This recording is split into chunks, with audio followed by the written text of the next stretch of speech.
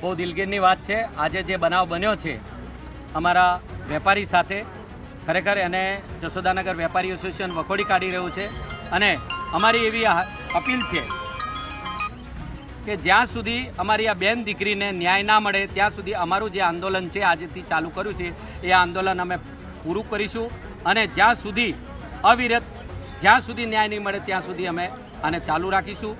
વિગતની અંદર એવું છે કે આ અમારો જે વેપારી છે એની 40 વર્ષ જૂની દુકાન છે અને 40 વર્ષ પહેલાં એના પપ્પા એના દાદાએ આ દુકાન બનાવી હતી। અત્યારે કંઈક રિનોવેશનનું કામ કર્યું, રિનોવેશનનું કામ કર્યા પછી મ્યુનિસિપાલિટીની આખી ટીમ આવી અને ત્યાં આગળ એ લોકોએ પૈસાની માંગણી કરી, દુકાનની અંદર કાયદેસર ડેમોલેશન કર્યું અને ડેમોલેશન કર્યા પછી પણ 2 લાખ રૂપિયા એ લોકો લઈ ગયા। લીધા પછી અત્યારે ફરીથી બીજીથી ત્રીજી વાર આવી રીતે એ લોકો દર વખતે એમને આદત પડી ગઈ છે।